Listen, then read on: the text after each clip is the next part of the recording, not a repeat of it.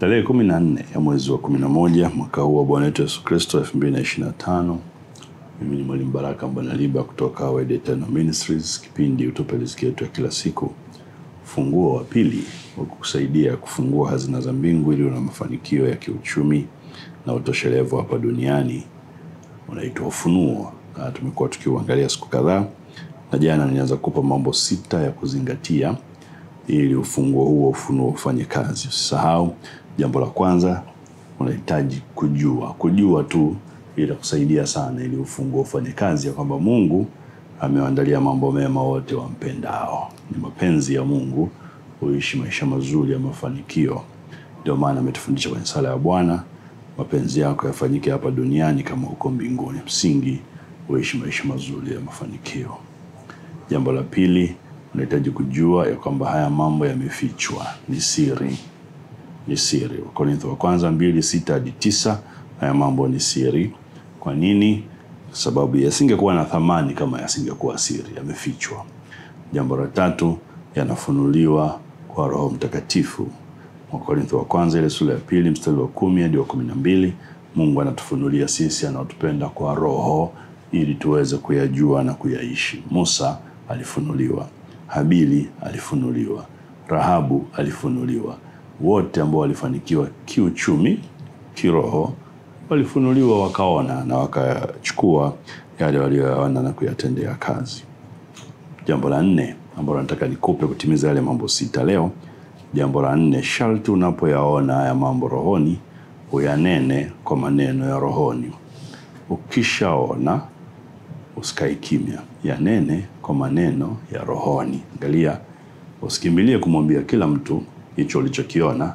Biblia inasisitiza yanene kwa maneno ya rohoni. Yanabaki kuwa siri, tamka hayo kwa maneno ya rohoni. Kwa maana nyingine, unahitaji kunena kwa lugha, unahitaji kuwa na lugha mpya ili uyatamke na kuyakiri yale yaliyofichwa rohoni. Wakorintho wa kwanza sura ya 2 mstari wa 13, nayo twayanena si kwa maneno yanayofundishwa kwa hekima ya kibinadamu, bali yanayofundishwa kwa Roho, hala kubwa Roho Mtakatifu, tukiyafasiri mambo ya rohoni kwa maneno ya rohoni. Kwa hiyo ukishaona mambo rohoni, tafakari rohoni, yanene kwa maneno ya rohoni. Maana yake anza kuomba, yaombee, nena kwa lugha kwa maneno ya rohoni. Ndivyo unavyothibitisha rohoni kabla hayajaja mwilini. Na watu wengi sana wanakosea, wanapoona maneno ya rohoni wanakimbilia kuyatamka mwilini na wanapishana na baraka za Mungu. Usikimbilie kuambia watu mambo yako, kimbilia kuyanena kwa maneno ya rohoni ili uweze kufanikiwa. Hili ni muhimu kwa sababu ile sababu iliyotangulia nilikwambia haya mambo. Sababu ya pili tulisema ni muhimu yawe siri kwa sababu vingine visingekuwa na thamani. Kwenye ufalme huu vitu vimefichwa ili viwe na thamani, vina password, viko coded. Na kwa hiyo ukitaka kuvitumia lazima ujue jinsi ya kufungua hiyo password. Na jinsi ya kufungua hiyo password, nena kwa lugha, yanene ya mambo, jisemeshe nafsi yako mpaka ikubali.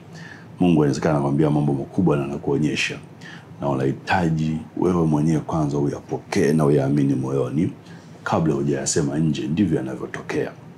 Angalia, nitakuonyesha mambo mawili makubwa. Ukisoma kitabu chako kwenye kitabu cha Isaya sura ile ya 28 mstari wa 9 hadi wa 13, Isaya 28 mstari wa 9 hadi wa 13, Biblia inatuambia namna hii. Biblia inasema, atamfundisha nani maarifa? Atamfahamisha nani habari hii? Je, ni wale walioachishwa maziwa, walioondolewa matitini? Maana kiwango cha ukuaji wa kiroho. Lakini Biblia inasema, kwa maana ni amri juu ya amri, kanuni juu ya kanuni, kanuni juu ya kanuni, huku kidogo, la bali kwa midomo ya watu wageni. Midomo ya watu wageni. Kunena kwa lugha, anasema Biblia, na kwa lugha nyingine. Kunena kwa lugha atasema na watu hawa ambao waliwaambia hii ndiyo raha yenu. Mpeni raha ya aliyechoka, huko ndio kuburudika, lakini hawakutaka kusikia. Kwa sababu hiyo, mstari wa 13, wamebaki kwenye amri juu ya amri, kanuni juu ya kanuni, kidogo, hawana mafanikio. Kwa hiyo kunena kwa lugha kunakupa kufunua mambo ya furaha, mambo ya asili ambayo yamefichwa, ili upate burudiko la moyo, ili upate kuhuishwa kutoka kwenye kuchoka na raha, na huko ni kufanikiwa. Sasa haya yametanguliwa na Isaya 29 mstari wa 11 hadi 16, ambapo Biblia inatuambia vizuri na kile kitabu cha Ufunuo kwamba kuna mambo yamefichwa.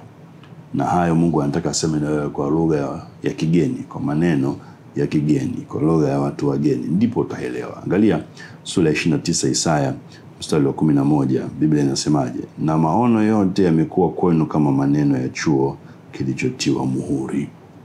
Mambo unayaona kama hauoni sawa sawa, yametiwa muhuri, yako passworded, yako coded. Na Biblia inasema ambacho watu humpa mtu aliye na maarifa, wakisema tafadhali ukisome hiki, akasema siwezi kwa kuwa kimetiwa muhuri. Ana maarifa, amesoma na elimu, lakini kuna kitu anaona rohoni hawezi kukitafsiri mwilini. Sina maarifa kwa sababu kimetiwa muhuri. Umeona? Biblia inasema hicho chuo akapewa mtu asiye na maarifa, ambaye hajasoma, naye akaambiwa kisome hicho tafadhali, akasema sina maarifa mimi. Tafuteni aliyesoma. Aliyesoma anasema siwezi, asiyesoma anasema siwezi. Kwa nini? Kwa sababu haipatikani kwa hekima ya duniani. Wakorintho wa kwanza sura ya 2 ametuambia mstari ule wa 6 hadi wa 9, haiko kwa hekima ya kidunia ambayo imefundishwa kwa maneno ya kidunia. Yako coded, yako passworded. Ukienda Ufunuo sura ya 5, Ufunuo sura ya 5 mstari ule wa 9 na kuendelea, unaliona jambo hilo hilo. Kitabu kikafunuliwa mbinguni, tafuta mtu anaweza kufungua na kusoma, hakuonekana. Asante Yesu. Biblia inatuambia jambo kubwa sana. Nasema hivi Ufunuo sura ya 5, unaweza kuanza ule mstari wa kwanza. Kisha nikaona katika mkono wa kuume wake aliyeketi juu ya kiti cha enzi kitabu kilichoandikwa ndani na nyuma, kimetiwa muhuri 7. Angalia, kitabu kina muhuri. Nikaona malaika mwenye nguvu akihubiri kwa sauti kuu, nani astahilie kukifungua kitabu na kuzivunja muhuri zake? Biblia inasema wala hapana mtu mbinguni wala juu ya nchi wala chini ya nchi, kumbuka ni maeneo yote yamefunga hazina, aliyeweza kukifungua hicho kitabu wala kukitazama. Yohana akalia akasema kwa kuwa hapakuonekana astahilie kufungua hicho kitabu wala kukitazama. Lakini mstari wa 5, mmoja wapo wale wazee akaniambia usilie, tazama simba aliye wa kabila la Yuda, shina la Daudi, yeye ameshinda apate kukifungua kile kitabu na zile muhuri zake 7. Alafu anasema nikaona katikati ya kile kitabu ya kile kiti cha enzi na wale wenye uhai 4, anaendelea kueleza, lakini akaona mwana kondoo ambaye ni simba wa kabila la Yuda aliyechinjwa, ameshinda kukifungua kile kitabu. Kwa hiyo hakifunguliwi kwa jinsi ya kawaida. Kuna mambo ambayo yako rohoni Kristo ametuandalia. Hayo mambo japo umeandikiwa, hayo mawazo mazuri ya Yeremia 29 anasema umeandaliwa, hayafunguki kwa kawaida. Unahitaji kuyanena kwa lugha ya rohoni ambayo itafungua hizo password mpaka uyaelewe. Kwa msisitizo kuendelea kusisitiza jambo hili, kesho nitakupa tena kwa undani jambo hili kabla tujaendelea na pointi zingine. Kwa leo tuishie hapa. Mungu akubariki, uwe na siku njema. Usikose kipindi cha kesho asubuhi. Amen.